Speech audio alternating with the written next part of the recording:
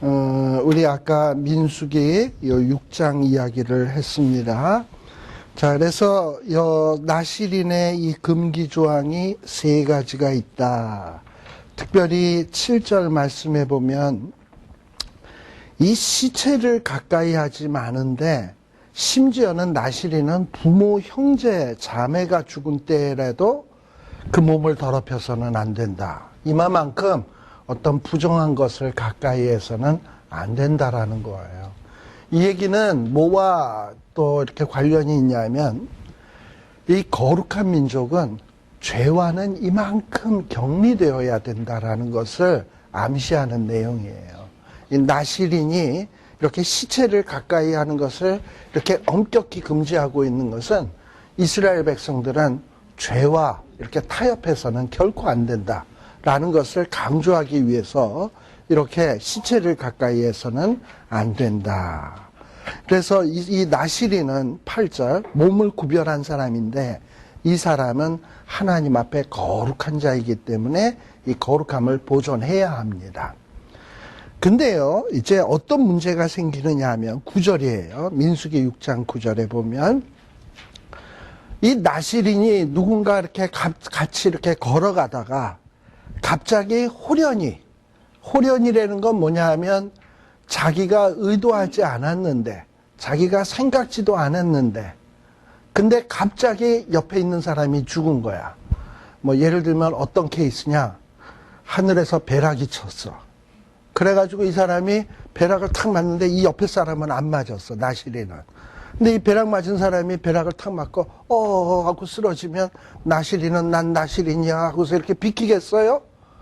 그러면 옆에 있는 사람이 탁 쓰러지면 왜 그래 하고 이렇게 붙어졌는데 보니까 벌써 숨이 끊어졌어. 숨이 끊어졌으면은 이 지금 내가 안고 있었던 건 뭐라 한 거야? 시체잖아. 그러니까 시체를 만지고 싶어서 만진 게 아니라 어쩔 수 없이 만지게 된 거란 말이죠. 이런 경우가 생기는 거예요. 사람이 살다가 보면. 그래가지고 정말 자기는 생각지도 못했는데 갑자기 옆에서 죽는 걸 어떻게 해. 그래서 죽으면서 그냥 고이 죽지 그냥 으악하고 쓰러지면서 내 쪽으로 쓰러지는데 어떡하냐고. 그러면 뭐 이걸 피해요? 할 수 없잖아. 그래가지고 이 더럽히게 된 거예요. 그러면 이렇게 나실인이 그냥 자기가 의도하지는 않았지만 이 부정하게 되었다면 어떻게 해야 되는가? 정결례를 치러야 돼요. 정결례.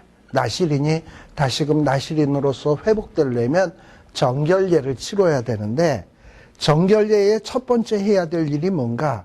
9절에 보면 일단 더럽혀진 그 부정하게 됐기 때문에 머리털도 더럽혀진 거야. 그 더럽혀진 머리털을 싹 다 밀어야 돼. 머리를 밀어야 돼. 그래서 머리를 밀 때도 언제 미느냐?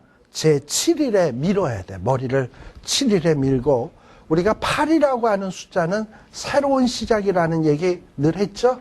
그래서 7일 동안 애가 태어나면 부정하지만 제8일에 할례를 받고 새롭게 이제 시작이 되는 거잖아요. 그래서 8일째 할례를 행하잖아. 애가 태어나면 산모의 몸에서 이렇게 그 양수, 피 이런 게 묻어서 태어나니까 7일 동안은 부정한데 그런데 할례를 받고 8일째 이제 깨끗하게 되잖아요. 자, 그래서 여기서도 보면은 7일에 밀고 8일째서부터 이제 새로운 어떤 회복이 시작되는데 회복하기 위해서는 뭘 해야 되냐? 10절에 보게 되면 하나님 앞에 제사를 드려야 돼요. 자, 제사를 드리는데 어떻게 드려야 되냐? 산비둘기나 집비둘기를 2마리를 가지고 와가지고 이 회막문 앞 제사장 앞에 줘가지고 그거를 제사를 드리는데 하나는 속죄 제물로, 하나는 번제 제물로. 그래서 이 2마리 중에 1마리는 속죄 제물, 1마리는 번제 제물로 하나님 앞에 제사를 드려야 돼요. 이게 정결 제사야. 정결 제사를 드려야지만 되는 거예요. 자, 그리고서는 이 정결 제사를 근데 왜 속죄 제물이고 하나는 번제 제물이냐? 속죄 제물도 자기가 물론 의도하고 부정하게 된 것은 아니지만 어쨌든 부정하게 된 거잖아. 그러기 위해서는 어떤 이 속죄의 의식을 통해서 깨끗해질 수밖에 없어요. 또 번제 제물로 드리는 것은 그 이유가 뭐냐면 나시린은 하나님 앞에 자신을 구별해서 헌신하는 사람이잖아요. 근데 이 번제의 상징이 뭡니까? 헌신이잖아요. 그러니까 하나는 속죄 제물로 드려서 자기가 부정하게 된 것을 씻고 나는 이제부터 다시금 헌신하겠습니다 라는 다짐을 담아서 번제물로 드리는 거예요. 그래서 이 두 가지 제사를 드려야 이게 나시린으로서 회복이 되는 거예요. 자, 그러면 여기서 또 잠깐 삼손 같은 경우를 한번 생각해 봅시다. 삼손은요, 이제 그 포도주에도 더럽혀졌고, 그 다음에 시체로도 더럽혀졌고, 마지막에는 머리털도 다 이렇게 깎여져 버렸어요. 자, 그러니 나시린으로서의 하나도 이 정말 모든 것을 자격을 다 상실해 버린 겁니다. 자, 그런데 이 삼손이 회복이 돼요. 삼손이 회복이 되는데 어떻게 회복이 되는가 하면은 우리 사사기로 다시 한번 돌아가서 봅시다. 사사기 10몇 장인가? 16장. 16장 21절. 자, 16장 21절에 보게 되면 블레셋 사람이 이제 삼손을 잡았어요. 머리털이 다 깎였으니 힘이 없잖아. 그러니까는 블레셋 사람이 뭐 삼손을 붙잡아도 이제는 삼손은 뭐 꼼짝을 못하게 된 거예요. 그래서 이제 붙잡아서 삼손이 더 이상 뭐 힘써서 뭘 하지 못하도록 하게 하기 위해서 삼손의 뭐를 뺐다? 눈을 뺐다. 눈은 몇 개입니까? 2개. 눈을 빼고 그 다음에 노줄로 매고 옥중에서 맷돌을 돌리게 했다. 자, 아까 나시린의 정결제사에는 산비둘기 2마리로 드리도록 되어 있습니다. 근데 지금 삼손은 블레셋 사람들에게 잡힌 상황이니까 산비둘기를 잡아서 제사장 앞에 가서 이거를 하나는 속죄제로 하나는 번제로 드릴 형편이 됩니까? 못 됩니까? 못 되죠. 대신에 삼손은 눈이 몇 개입니까? 2개잖아. 2개를 뺨으로써 어떻게 보면 하나는 속죄제로 하나는 번제로 드린 셈이 되는 거야. 예. 자, 그리고 그 다음에 또 하나는 22절에 보면 자, 정결례는 보통 어떻게 한다고요? 제7일에 머리를 밀고 그리고 두 제사를 드리고 난 다음에 머리털이 다시 자라기 시작하는 거는 이제 거룩한 거죠. 예. 자, 그런데 삼손이 지금 눈을 빼고 머리털이 밀린 후에 뭐 하기 시작했다? 다시 자라기 시작했다. 자라기 시작했다라는 것은 어떻게 보면 두 눈을 뺐으니까 정결례는 드린 것 아니겠습니까? 그죠? 예. 그리고서 머리털이 다시 자라기 시작했다라는 것은 삼손이 뭔가 나시린으로서 다시금 회복되기 시작한 거예요. 그렇죠? 자, 그러면서 삼손이 얼마나 이 정말 블레셋 사람들에게 지금 조롱을 당하고 있습니까? 그래서 이 블레셋 사람들이 다곤 신전에서 축제를 벌이면서 야, 이거 삼손 끌어다 내가지고 우리 놀림감으로 좀 삼자 해가지고 삼손을 끌어내가지고 삼손의 재주를 부리도록 하게 하는 이런 액션을 취하게 되죠. 자, 그러면서 28절에 보면 삼손이 마지막에 하나님 앞에 기도합니다. 뭐라고 기도하냐면 주여 구하옵나니 나를 생각하옵소서 하나님이여 구하옵나니 이번만 나로 강하게 하사 블레셋 사람이 나의 두 눈 뺀 원수를 단번에 갚게 하옵소서 하면서 16장 28절에 하나님 앞에 기도를 딱 해요. 자, 근데 이때는 이미 삼손의 머리털이 자라기 시작했던 때야. 그러니까 하나님이 다시금 나시린에게 구별된 자에게 주시는 권능을 삼손에게 허락하십니다. 그래가지고 삼손이 그 조그만 소년애한테 나를 기둥으로 이끌라 해가지고 기둥 옆에 가서 양손을 기둥에다 대고 으쌰하고 힘을 주니까 기둥이 와르르르 무너지면서 이 많은 사람들이 죽게 되는데 30절에 보게 되면 30절의 마지막 부분을 보세요. 온 백성에게 덮이니 삼손이 죽을 때에 죽인 자가 살았을 때 죽인 자보다 더욱 많았더라. 자, 그러면 삼손이 이전에 나실인으로 살 때에 블레셋 사람들을 죽인 것보다 삼손이 마지막에 자기가 최후를 마칠 때 죽인 자가 훨씬 더 많았다는 거죠. 그러니까 마지막에 나실인으로서 회복돼서 나실인으로서 일을 했을 때가 더 많은 일을 한 셈이 되는 거야. 그렇잖아요. 예. 그러니 여기 이 삼손의 예에서도 보게 되면 삼손은 어떨 때 힘이 있는가? 삼손은 하나님 앞에서 구별된 모습을 보일 때 힘이 있지. 뭐 삼손이 뭐 태권도를 배웠습니까? 무슨 무술을 배웠습니까? 뭐 그렇다고 뭐 삼손이 진짜 뭐 힘이 있어서 이기는 겁니까? 그게 아니라 하나님이 함께 하실 때 삼손은 강한 것이고 하나님이 안 함께 하시면 삼손은 아무것도 아니에요. 안고 없는 찐빵이에요. 그러니 그 삼손이라는 것은 마치 누구를 예표하는 거냐면 이스라엘 백성의 하나의 예표예요. 그렇잖아요. 그러니까 이스라엘 백성도 뭐냐면 이스라엘 백성들이 언제 강하냐? 하나님이 이스라엘 백성과 함께 하면 강한 거고 이스라엘 백성과 하나님이 함께 안 하면은 이스라엘은 안고 없는 찐빵인 거예요. 아무것도 아닌 거야. 사실 여러분들 이스라엘 땅을 한번 생각해 보십시오. 이스라엘 땅이라고 해봐야 우리 대한민국의 충청도 넓이만밖에 안 돼요. 충청 남북도 합해 놓은 거 아니면 강원도 하나 정도 이것밖에 안 돼. 그게 이스라엘의 넓이거든요. 그럼 뭐 그런 데다가 또 거기에 한 3분의 2가 산지야.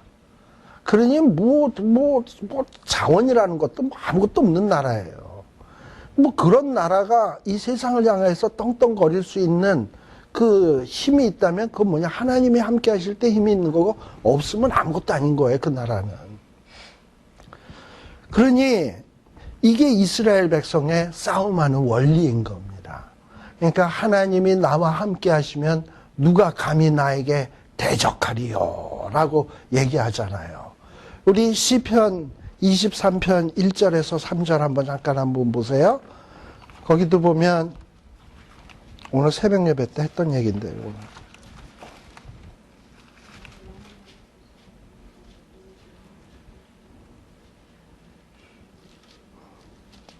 시편 32편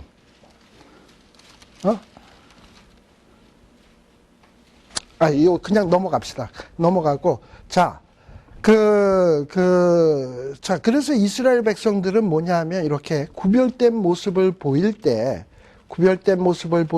힘이 있는 것이고 구별된 모습을 보이지 않으면 아무것도 아닌 거예요. 그래서 지금 요 나실인의 이 법에 있어서 이렇게 지금 요 속죄제에 대한 얘기도 좀 여러분들이 삼손하고 관련을 시켜서 한번 생각을 해보세요. 자, 그리고 민수기 6장으로 다시 돌아옵니다. 민수기 6장 12절에 보게 되면 자, 이렇게 정결례를 드렸어요. 속죄제물로 하나는 번제물로 드려서 그리고서는 어떻게 해야 되냐? 자기 몸을 다시 구별해서 여호와께 드릴 날을 정해야 돼. 아마도 이 경우는 템퍼러리 나실인인 경우겠죠.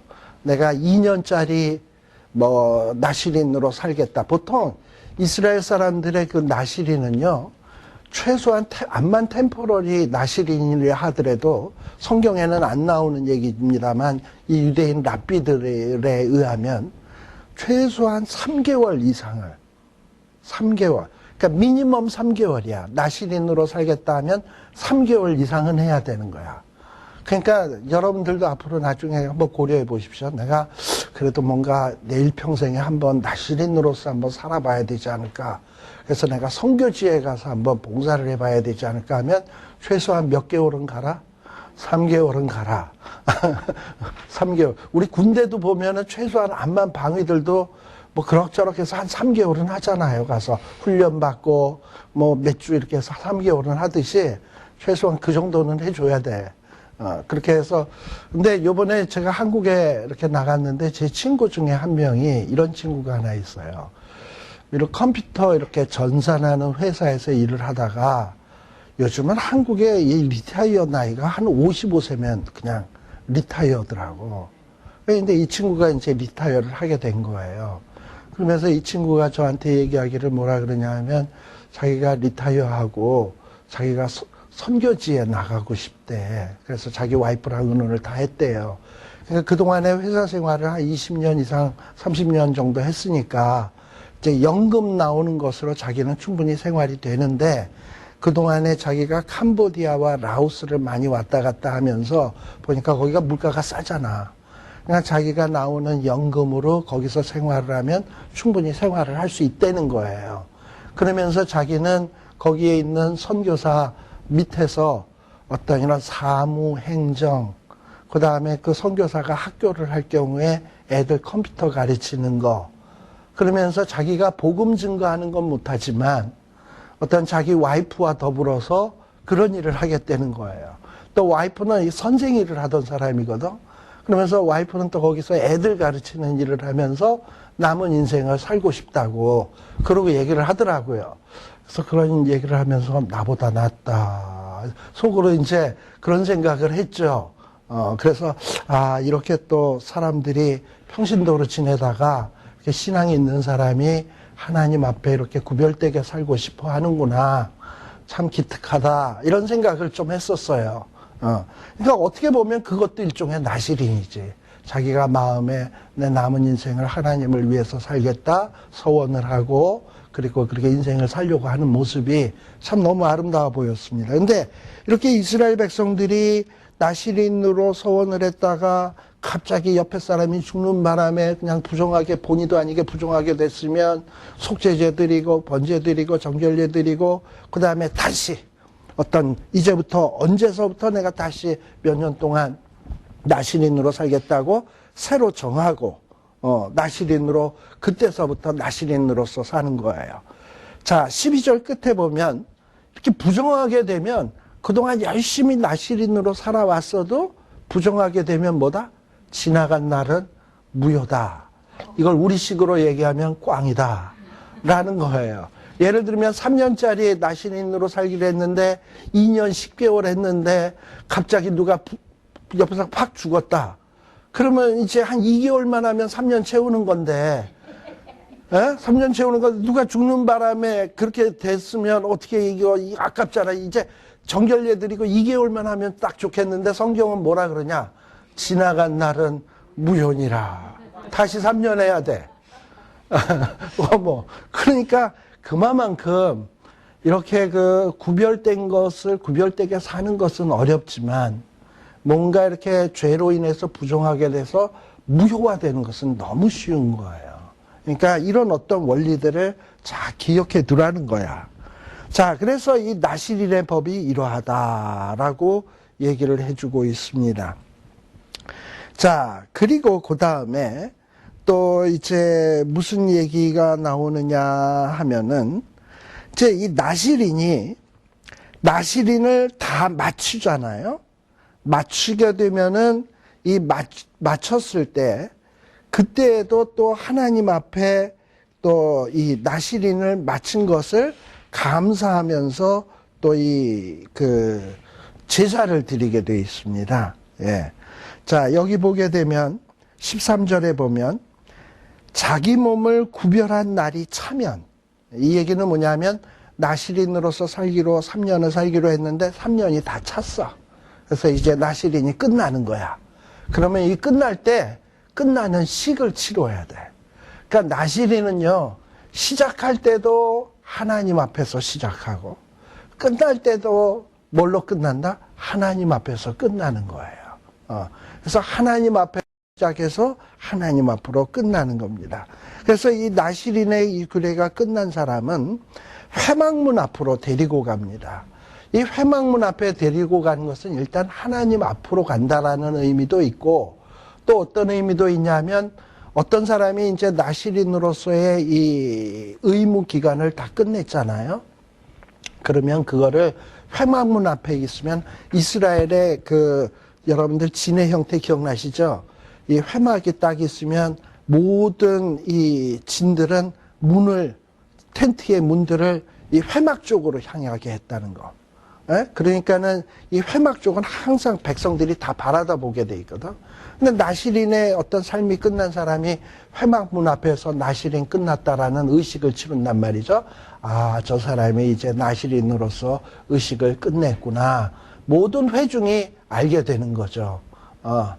뭐 그러면서 모든 회중 앞에 이 사람이 나시린의 어떤 의무 구간을 잘 끝냈다라는 것을 선포하는 의미가 있는 게 회막 앞으로 데리고 오는 겁니다.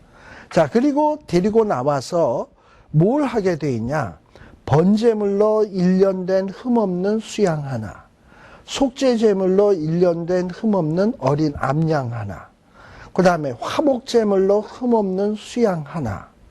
뭐 드릴 것도 많지. 이거 나실이 끝나고 난 다음에 또 무교병 한 광줄이 고운 가름에 기름 섞은 과자들과 기름 바른 무교전병들과 그 소재물 전제물들을 드려라 라고 되어 있습니다. 자, 그러면 여기서 하나씩 생각해 봅시다. 첫 번째 드려야 될 게 번제예요. 왜 번제를 드린가? 나시린이 끝났는데. 하나님, 내 비록 나시린의 기간은 끝났지만 나머지 인생도 하나님 앞에 헌신하겠습니다 라는 다짐으로 번제물을 또 드리는 거예요. 그리고 또 하나 속죄제물을 드리는 이유는 또 무엇인가? 이 나시린의 기간을 지내오는 동안 암만 자기가 뭐 포도주를 금하고 시체를 금하고 그 다음에 뭐 또 포도주 시체 그 다음에 머리털 기르고 거룩하게 살려고 노력을 했지만 성경에 뭡니까? 의인은 없나니 하나도 없어요. 그러니까 자기도 모르게 짓는 죄가 있을 수 있거든요. 그렇기 때문에 이렇게 속죄제를 드리는 거예요. 그만큼 암만 거룩하게 산다 할지라도 인간은 죄인일 수밖에 없다라는 것을 암시하기 위해서 속죄제를 또 드리는 거예요. 자, 그래서 속죄제를 드리고 또 여기에 보게 되면 또 뭘 또 드리느냐? 15절에 보면 소재물, 전제물을 드리는 거예요. 이렇게 무교병, 고운 가루로 드리는 것을 보통 뭐라 그러죠? 소재라고 얘기합니다. 그리고 전제란 뭐냐 하면 포도주와 기름을 이렇게 부어드리는 제사를 전제라고 얘기를 하는 거예요. 자, 이렇게 소재물과 전제물은 뭘 상징하는 거냐면 봉사. 우리 전에 레위기 할 때도 얘기했죠. 그러니까 내가 비록 나시린의 기간이 끝났지만 내 나머지의 삶도 이제 끝났으니까 이제 뭐 그냥 룰루랄라 하고서 맨날 생판 놀기만 할 거냐. 그리고 하나님의 일하고는 굿바이냐. 그게 아니라 나시린의 기간이 끝났지만 계속 나는 봉사하는 삶을 살겠습니다 라는 마음으로 소재, 번제, 헌신하겠습니다. 그리고 혹시 잘못한 것 있으면 용서해 주옵소서 속죄제 이러고서 드리는 거예요. 그러니 나시린의 기간이 끝났다고 해서 나시린의 삶이 끝난 겁니까? 아니지요. 그러니까 이스라엘 백성들은요, 나시린이라는 이 구별이 있지만 이 구별하는 것은 왜 구별하는 거냐? 원래가 이스라엘이 구별된 민족인데 전체를 구별해서 살기에는 좀 상황적으로 여러 가지 문제점이 있을 수 있잖아요. 그러니까 일시적으로라도 구별을 하고 그렇다고 구별된 민족이 끝난 거냐? 연속되는 것이다라는 의미를 담기 위해서 이렇게 나시린의 기간이 끝나도 번제 드려라, 소제 드려라, 속죄제 드려라. 그러니 이것은 뭐냐면 우리가 신약식으로 얘기하면 우리는 사나 죽으나 누구의 것? 주의 것이로되. 이러고 사는 거예요. 이게 하나님의 백성이에요. 그리고 하나님의 백성이 세상에 나가서 싸우는 방식인 겁니다. 그래서 나는 주의 것이다. 구별된 민족이다. 어떤 이런 의식을 가지고 살아갈 때 하나님이 그와 함께 하시게 되고 그런 자가 승리하게 되는 겁니다. 여러분, 뭐 외적으로 비교를 해보면 다윗과 골리앗. 우리가 보통 큰 상대와 조그마한 상대의 싸움을 얘기할 때 항상 다윗과 골리앗이라는 표현을 많이 쓰잖아요. 근데 다윗이 승리하는 비결이 어디 있습니까? 조그마하나 하지만 골리앗은 칼과 창으로 나에게 나오지만 나는 만군의 여호와의 이름으로 나간다. 다윗이 승리할 수 있는 비결이 바로 거기 있는 거예요. 그래서 구약 성경 안에 모든 전쟁을 보십시오. 이스라엘 백성들이 뭐 제대로 하는 거 있나? 전쟁에 승리할 때 보면 항상 누가 함께 하셨냐? 하나님. 그렇게 해서 승리하는 거예요. 그게 이스라엘 백성의 싸움하는 방식이에요. 자, 그래서 이렇게 나실인이 이렇게 번제물, 소제물, 또 속죄제물 이런 걸 드리잖아요. 그러면은 이런 것들을 제사장들이 가져다가 속죄제로 번제로 16절입니다. 속죄제로 번제로 드리고 또 소제물도 가지고 오게 되면 하나님 앞에 나실인이 이런 어떤 이 소제물을 또 다 드리게 돼 있습니다. 자, 그리고 그 다음에 나실인이 기간이 끝났으면 이제 길렀던 머리털을 어떻게 하냐? 잘라, 다시 이제. 그동안에 하나님이 주신 능력입니다 하는 거를 이제 잘라서 이거를 갖다가 화목제물 위에 불에다 두는 거예요. 그래서 화목제물로 해서 드리고. 그리고 그러니까 이 나실인이 끝날 때도 뭐가 많죠? 예. 그러니까 이게 뭐냐면 이스라엘 백성들은 나실인 그 기간만 구별되게 사는 게 아니라 그 이후의 삶도 하나님 앞에 헌신의 삶을 살아야 된다라는 것을 보여주고 있는 내용입니다. 자, 그 다음에 이제 마지막으로 민수기 6장 마지막 부분에 보게 되면 뭐가 나오느냐. 6장 22절에서부터 27절에 보게 되면 이 제사장들이 이스라엘 백성들을 축복하는 내용이 나옵니다. 자, 우리가 나실인에 대해서도 얘기했습니다만 이스라엘 백성들이 싸움하는 데 있어서 승리하는 가장 중요한 비결이 있다면 하나님 함께하는 거라 그랬습니다. 그러니 지금 이스라엘 백성들은 민수기가 뭐냐면 싸움하는 자를 계수하는 건데 거기에 가장 핵심이 뭐냐? 하나님이 함께 하시는 거예요. 그래서 하나님께서는 제사장들에게 항상 너희들이 하나님 앞에 제사드리러 나오는 백성들에게 그 백성들에게 축복을 해라. 근데 그 축복의 내용이 뭐냐? 돈 많아져라, 권력이 세져라, 뭐 높아져라, 명예가 높아져라 이런 축복을 빌라는 게 아니라 축복의 내용을 다 보세요. 여기 23절에서부터 보게 되면 아론과 그 아들들은 제사장들입니다. 제사장들이 백성들에게 고하여 이르기를 이스라엘 자손을 위하여 축복하여 말하기를 뭐라고 축복을 해야 되냐? 그게 24절, 25절, 26절에 나오는 거예요. 거기에 보면 여호와가 몇 번 나옵니까? 3번. 그쵸? 3 봤어요? 네, 여호와가 3번 나와요. 자, 그러면서 항상 복을 주시는데 누가 복을 줘야 되냐? 여호와. 이스라엘의 하나님 여호와가 내게 복을 주시고 너를 지키시기를 원하며 그 다음에 또 여호와는 그 얼굴을 내게 비추사 이러면서 모든 복의 근원은 누구냐면 여호와예요. 여호와 하나님이 이스라엘 백성들에게 은혜를 주셔야 이스라엘 백성들이 강력한 민족이 될 수 있고 싸움에 승리하는 민족이 될 수 있습니다. 자, 그런데 이 24절에 보면 여호와는 내게 복을 주시고 라고 했을 때 이 복이라고 하는 것, 이 복은 모든 것을 망라하는 겁니다. 물질적인 것, 건강의 축복 이런 것들을 다 얘기하는 거예요. 근데 이런 물질적인 축복, 건강의 축복, 평안의 축복 이런 것들은 누가 주시는 거다? 하나님. 또 이 지키신다라는 것은 뭐냐면 모든 악한 것, 해로운 것, 또 사탄적인 것, 또 영적으로 우리를 넘어뜨리려 하는 것 이걸로부터 누가 지켜주신다? 여호와가 지켜주신다. 또 그 다음에 거기에도 보면 25절에 보면 여호와는 그 얼굴로 내게 비추사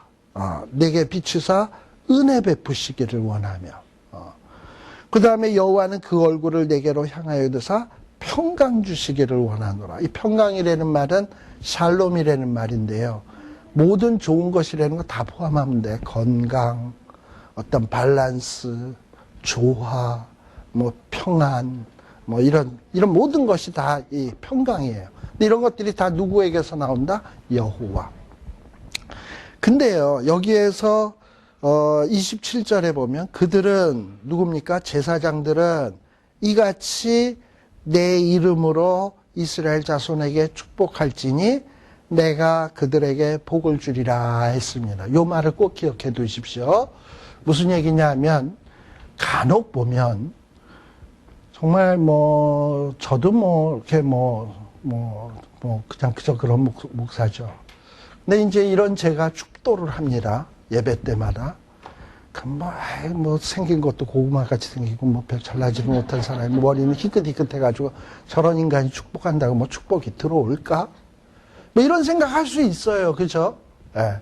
근데요, 여기서 분명히 하나님이 약속하신 걸 보십시오. 27절에 보면 이 주의 종들이 하나님의 이름으로 이스라엘 자손을 축복을 하면 하나님이 어떻게 하시겠다? 내가 그들에게 복을 주시겠다. 그러니까 내가 비록 목사가 별 볼 일 없고 한심하지만 하나님의 이름으로 축복을 하면 목사가 훌륭해서 복 받는 게 아니라니까. 그 목사가 누구의 이름으로 축복을 했다고? 여호와의 이름으로 축복을 했기 때문에 그 축복을 들으신 하나님께서는 자기 이름 때문이라도 그들을 축복하겠다는 거예요. 그렇잖아요. 그러니까 여러분들이 혹시 교회에 마음에 안 드는 목사님들이 축도를 한다 하더라도 난 저 사람의 축도는 절대 안 받아. 반사 이러고서 자꾸 이러고 있으면 안 되고, 그리고 어떤 심지어는 축도하기 전에 나가면 안 되고, 암만 별 볼 일 없는 목사라 하더라도, 마음에 안 드는 목사라 하더라도 그가 축도할 때 여호와의 이름으로 할 거 아니야. 성부, 성자, 성령의 이름으로 할 거 아니에요. 그러면 하나님은 그것 때문에 하나님이 역사하시는 거야. 그러니까 그 사람 보지 말고 저분이 하나님의 이름을 하니까 내가 하나님의 이름 보고 그냥 내가 축복받는다. 이러시면 되는 거예요. 그게 믿음이에요. 그리고 여러분 여기에 보게 되면 무슨 축복이 이래. 복을 주시고 지키시고 은혜 베푸시고 다 무슨 말뿐인 것 같죠. 평강 주시기를 원한다. 차라리 이것보다는 돈, 명예, 물질, 자식 잘 되고 이런 걸로 해서 여호와께서 주시기를 원하노라 이러면은 좀 더 구체적이고 좋을 것 같은데 아멘하고 나올 것 같은데, 그런데 아니에요. 하나님이 이렇게 나를 지켜보는 것. 부모가 어떤 애가 이렇게 있는데 딱 지켜보면 유괴범이나 어떤 못된 사람들이 그 애의 엄마 아버지가 딱 버티고 있는 거 보는데 그 옆에 와서 해코지할 수 있습니까? 그럴 수 없듯이 하나님이 나를 지켜본다는 사실 하나만으로도 이게 얼마나 엄청난 축복인지 몰라요. 하나님이 이스라엘 백성 그 조그만 나라를 딱 지켜보심으로 인해서 주변 나라가 감히 쳐들어올 엄두를 못 내는 거야. 근데 우리가 이렇게 평안하게 사는 것을 늘 그렇게 살아오기 때문에 이게 은혜인 줄을 모르고 축복인지를 모르는 거예요.